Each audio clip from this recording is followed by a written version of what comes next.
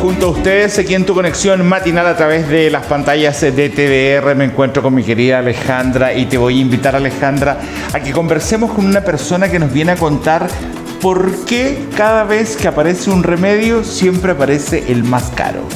Y bueno, somos un país donde, según unos estudios que realizaron, ayer lo veía Karim, en 10 años se duplicó la cantidad de remedios que en general nosotros consumimos, y esto se debe a diferentes factores. Estamos hablando de que es un país con una sociedad cada vez con más adultos mayores también. Ya, claro, eso también influye. ¿Qué son los medicamentos innovadores? ¿Qué son los medicamentos similares? ¿Los genéricos? Vamos a conversar acerca de esto con Patricio Huenchuñir, vicepresidente de Asilfa, que está con nosotros. Bienvenido.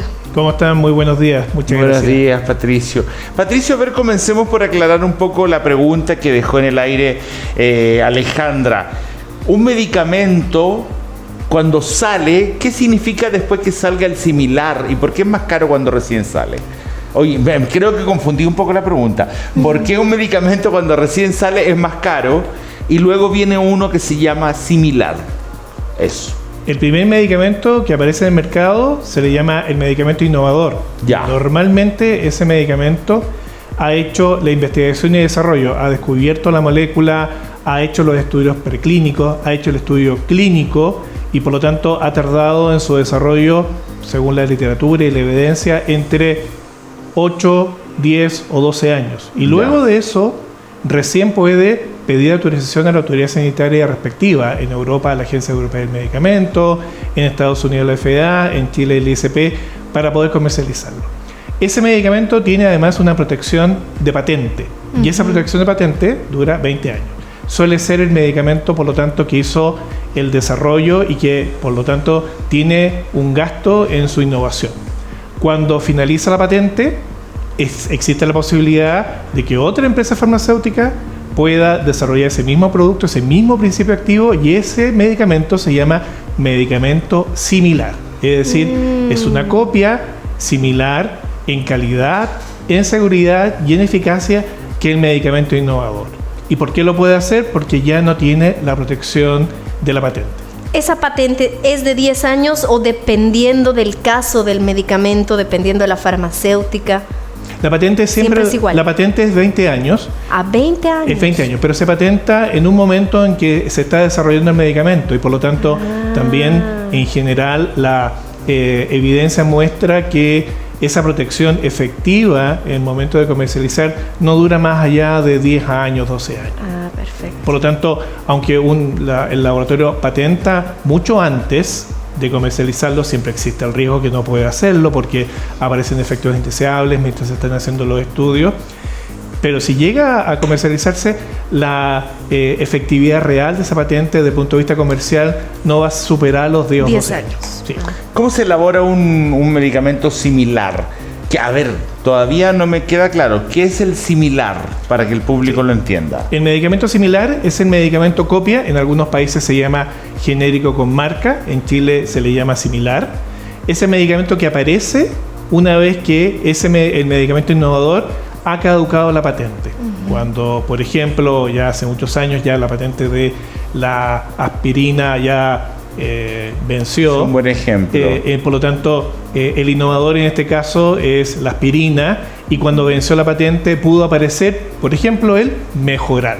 Y ya con el genérico sin Mejoral es y luego después de muchos años después, recién empieza a aparecer el genérico sin marca. Y eso tiene varias causas. Primero, porque al momento que ese medicamento innovador está venciendo la patente, es muy difícil encontrar el principio activo.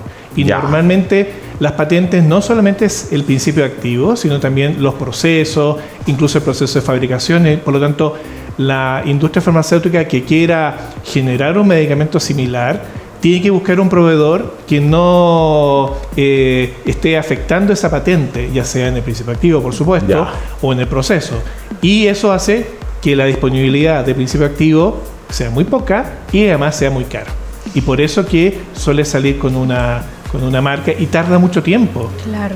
Tarda mucho tiempo. Pero a ver, ¿quién crea, por ejemplo, un medicamento? Los laboratorios, la farmacéutica, ¿cierto?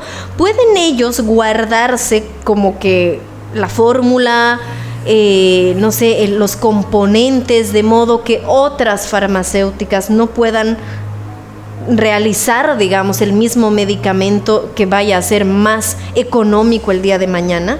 ¿Pueden hacerlo? O sea, lo que no se va a ocultar es el principio activo, porque el principio activo se conoce desde hace ya mucho tiempo, ha sido publicado en revistas, el laboratorio innovador ha hecho una publicación y ha dado gran difusión de esa molécula. Lo que sí puede ser distinto son los excipientes, porque cada laboratorio formula un medicamento de manera distinta. Eso no quiere decir que los excipientes sean de mejor de mejor calidad o de menor o peor calidad. Los excipientes tienen 3 funciones: ayudan a la fabricación, ayudan a mantener ese principio activo, ese medicamento, y cuando utilizamos medicamento facilitan que se libere ese principio activo y se absorba.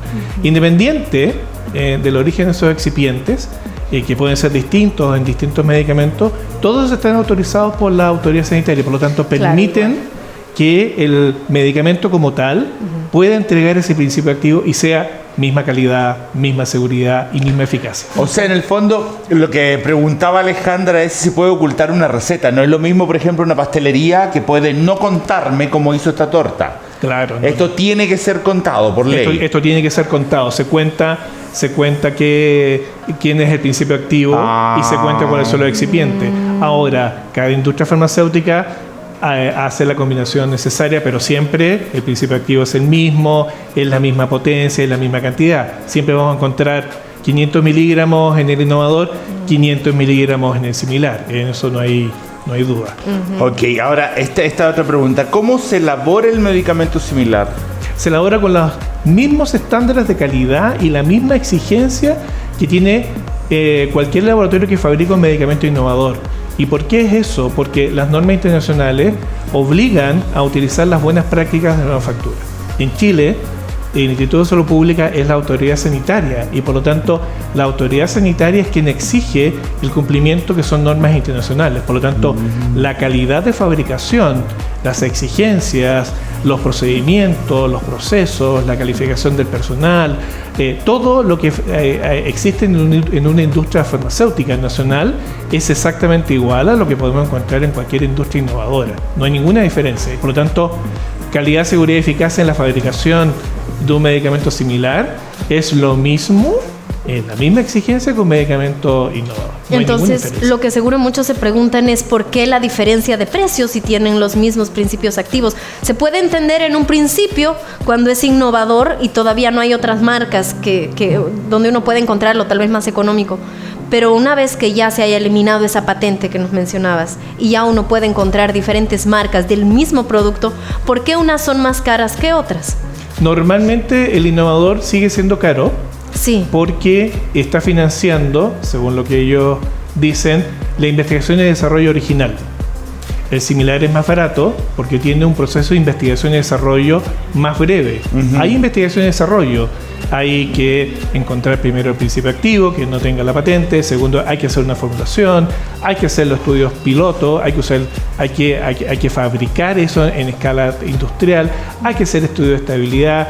Hay que hacer los estudios de bioequivalencia. Y luego hay que someter un registro. Es decir, desde que un medicamento, una empresa farmacéutica en este caso, que quiere hacer un medicamento similar, quiere copiar al innovador, hasta que lo pueda lanzar al mercado, en promedio, en el mejor de los casos van a ser 2 años, en promedio 3 a 4 años de desarrollo y de investigación. Es más breve y por lo tanto también debería ser por eso que el medicamento similar es más barato. Y normalmente sale un medicamento similar, no salen muchos. Y a medida que va pasando el tiempo y hay más disponibilidad de proveedores de esos principios activos, puede ir apareciendo otros medicamentos similares. ¿Qué pasa en situaciones como las que se dio en la época del COVID, en que el laboratorio Pfizer hacía una, pero el laboratorio no sé qué hacía otra? ¿Se da en otro tipo de medicamento? ¿Qué pasa si un laboratorio en China me descubre el mismo principio activo que me descubrió uno en Suecia? ¿Depende ya de mí o de quién es la patente? Que los dos descubrieron lo mismo. Tienen el mismo efecto para la misma enfermedad, qué sé yo. ¿Se puede dar y puede el país o la persona elegir a quién comprarle? O sea, siempre cabe la posibilidad de que hayan dos lugares distintos que descubrieron lo mismo, pero van a ser productos que tienen protección de patente, lo más probable, y por lo tanto podrán ser comercializados ambos, voy a llamar así, entre comillas, como innovadores, porque cada uno tiene su patente. Ya. Uno no será copia del otro, sino será innovación por separado. El similar es quien aparece después de alguno de ellos. O sea, no el chino o el indio o el europeo que copia al de Estados Unidos, por ejemplo, no es que sea una copia, son medicamentos distintos. Hacen lo mismo, parecidos, pueden ser muy iguales, pero son medicamentos innovadores en ese caso. Los excipientes nos mencionaba. ¿Qué son concretamente para que toda la gente lo entienda? Los excipientes son toda aquella molécula o sustancias que acompañan al principio activo, ¿ya? Y que le permite primero fabricar. Es decir, el principio activo, cuando uno ve un comprimido dice 4 miligramos, 1 miligramo, una cantidad muy pequeñita, pero en realidad si uno pudiese pesar ese comprimido, no pesa 1 miligramo, no pesa 4 miligramos, pesa 50, 100, 200. Entonces, lo que permite los excipientes son elementos químicos o sustancias químicas que ayudan en la fabricación para que se puedan apelmazar, para que se puedan comprimir, para que se puedan diluir, para que pueda estar distribuido homogéneamente ese principio activo en ese comprimido. En una cápsula, digamos. En una cápsula, por ejemplo, o en un comprimido. O cuando uno toma un jarabe, sí. La solución, que puede ser una solución acuosa o otro elemento, permite la dilución, lo primero. Entonces, permite la fabricación o ayuda en la fabricación. Lo segundo que hacen los excipientes es que al estar en contacto con el principio activo permiten que ese medicamento, que es principio activo y excipiente, se mantenga estable durante todo el periodo de eficacia. ¿Hasta cuánto me dura un medicamento? Hasta la fecha de vencimiento. Sí. Entonces, desde la fecha de fabricación hasta la fecha de vencimiento es el periodo de eficacia y es estable. Entonces, me ayuda a que esté estable. Y luego, cuando me lo tomo, me ayuda a que el principio activo se empiece a entregar. Eso se llama la liberación. Y liberado de la forma farmacéutica, me permite la absorción. Entonces, los excipientes ayudan en la fabricación, ayudan en la mantención y ayudan en la entrega del principio activo. Son muy importantes. No tienen ninguna acción farmacológica, pero ayudan a que el medicamento sea un medicamento propiamente tal. Ok, y ahora, ¿cuál sería la diferencia, en poquísimas palabras, Patricio, entre un innovador, un similar, un genérico y un bioequivalente? Un innovador es un medicamento que tiene el principio activo descubierto por primera vez por un laboratorio farmacéutico. Ese es el primero.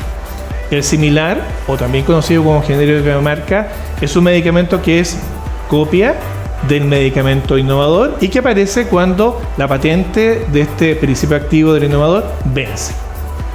Luego, en el tiempo, después de mucho tiempo, aparece el genérico sin marca.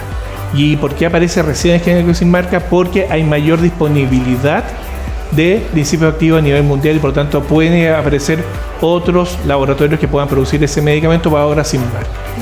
¿Quién tiene que someterse a bioequivalencia? El similar y el genérico sin marca, porque ellos se comparan contra el innovador. Entonces la bioequivalencia se le aplica al similar y al genérico sin marca. Entonces al innovador no se le aplica la bioequivalencia porque él es el referente. ¿Y cómo se garantiza realmente la eficacia, la calidad de un producto, de un medicamento similar? ¿Y esto varía de acuerdo a la exigencia de cada país?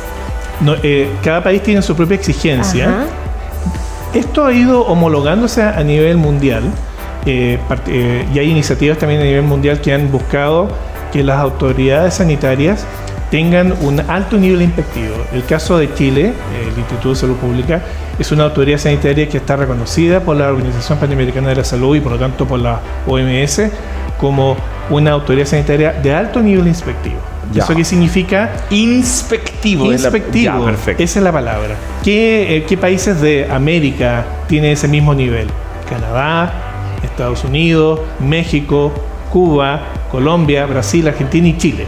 O sea, solo 8 países en toda la región de las Américas tiene esas características y por lo tanto Lo primero, confianza en la autoridad sanitaria de que es quien fiscaliza los laboratorios, fiscaliza la producción de medicamentos y por supuesto también es quien autoriza el registro de los medicamentos. Por lo tanto, tenemos una autoridad exigente, de alto nivel internacional, muy buena, y por lo tanto todos los laboratorios que trabajan en Chile y todas las empresas farmacéuticas, y particularmente los laboratorios farmacéuticos que están instalados en Chile, se ven sometidos a estas exigencias. Eso es lo primero. Y lo segundo es que los laboratorios farmacéuticos también se someten y utilizan las buenas prácticas de manufactura, la GMP, como se dice en inglés, o las buenas prácticas de manufactura farmacéutica, que en el caso de Chile se exige, por supuesto, pero que se cumplen en todos los laboratorios. ¿Y eso qué implica? Que la calidad, la seguridad y la eficacia de la fabricación es de nivel mundial. En el caso de Chile. Que cumple estándares mundiales. Cumple estándares mundiales. Y en el caso particular de los medicamentos similares, cuando uno va a una planta farmacéutica en Chile, se encuentra que las exigencias que hay en el caso de Chile, no solamente por la autoridad sanitaria, sino también por el cumplimiento, es exactamente lo mismo que si fueran a una planta en Europa o en Estados Unidos o en cualquier lugar o en cualquier país desarrollado. O sea, la industria farmacéutica tiene solo un estándar de calidad. Y eso es el estándar a nivel mundial. A nivel mundial. Por lo tanto, aquí no hay medicamentos de primera o segunda categoría en términos generales, sino que... mira, lo hicieron en China, no va a ser el efecto, claro. O en Bangladesh, o ahí sí. Desde la Asociación Industrial de Laboratorios Farmacéuticos, siempre le hemos pedido a la autoridad sanitaria que, así como en Chile fiscaliza los laboratorios, y los fiscaliza frecuentemente, los fiscaliza en sus tareas diurnas, incluso en sus tareas nocturnas. Los laboratorios fabrican 24 horas, claro. Los 365 días del año, y la autoridad puede ir un lunes en la mañana, un domingo a las 8 de la noche, no hay ningún problema, y la industria va a cumplir, no tiene ningún problema. Bueno, esa frecuencia también le hemos pedido que fiscalice a los laboratorios que están fuera del país. Y en eso sí hemos notado que la autoridad tiene que hacer un mayor esfuerzo para hacerlo, porque nos damos cuenta de que a nosotros nos fiscaliza con mucha frecuencia, pero en los países, a los laboratorios que están fuera del país no lo está haciendo. O sea, ojo cuando compremos un medicamento que diga hecho en China. Claro. No tiene la misma fiscalización que uno hecho en Chile. O al menos nosotros les hemos dicho a la autoridad que vaya a, no solamente ese país, puede ser cualquier país, que vaya y fiscalice. Esa es una práctica habitual en la autoridad sanitaria a nivel mundial. Autoridades incluso de la región, de Colombia, de Perú, vienen a Chile cuando algún laboratorio chileno quiere exportar y vender sus medicamentos en esos países. Pero podríamos estar tomando algún medicamento de la rama que sea que no está fiscalizado.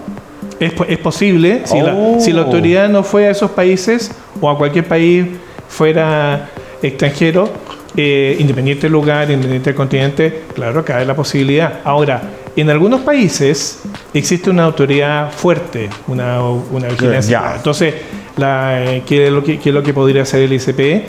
Hace suya la inspección que hizo la Agencia Europea del Medicamento o la FDA en países desarrollados. Entonces, que también conversando con la autoridad se le ha pedido, uno, que fiscalice, y lo segundo, que haga una matriz de riesgo. Hay países que son más riesgosos que otros y por lo tanto vaya a aquellos países que pueden ser más riesgosos y que los visite.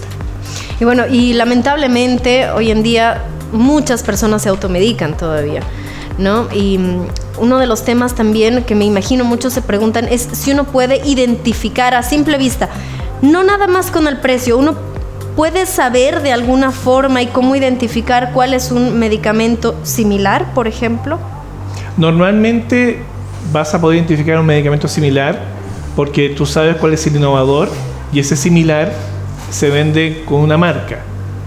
El ejemplo que he puesto ahora, porque ya es antiguo, es que tú puedes, para el ácido acetilsalicílico, que es el principio activo de la aspirina, tú puedes comprar el innovador, que es aspirina, que es un laboratorio muy conocido, y el similar en este caso es cualquier medicamento que contenga el mismo principio activo, pero que se venda con marca y que sea distinto a la aspirina.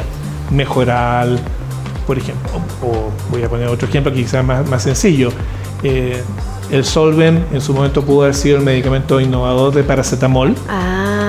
Entonces ese fue el innovador. Ya es una molécula bastante antigua, tiene muchos similares. Entonces, ¿qué van a encontrar? Van a encontrar distintos medicamentos que contienen ese principio activo, pero que se venden con marca. Y el genérico es el medicamento que se vende como paracetamol, 500 miligramos, comprimidos, normales, y se vende con el nombre del principio activo, sin marca. Ya, entonces podemos ir a una farmacia, ya está ahí, no sé, resfriado o con un tema de tiroides, cosas relativamente simples, y le puedes decir al farmacéutico, vengo por tal principio activo. No, en ese caso, como tú lo has planteado, siempre la recomendación es no te automediques. No, con una receta médica. Anda al médico. Entonces lo primero es que le puedes preguntar al médico de ese medicamento que me está recetando, para la dolencia que sea, ¿existe un medicamento similar o no? Entonces que el médico te recomienda un medicamento similar y cuando vayas a la farmacia, el médico lo escriba claramente en su receta y por lo tanto cuando vayas a la farmacia no tengas duda de que es un medicamento similar. Claro. Ok. Que lo ideal, ¿cierto? No automedicarse. Te agradecemos muchísimo por estar aquí, Patricio. Nos aclaraste muchos temas. Estoy segura que la gente también en la casa. Sí, súper interesante. Los medicamentos son uno de los dolores de cabeza que tenemos todos los chilenos. Sí. Así que gracias por haber venido. Muchas gracias a ustedes. Gracias. Hacemos una pausa, pero es breve. Los invitamos a quedarse con nosotros, que tenemos mucho más. Al volver, vamos.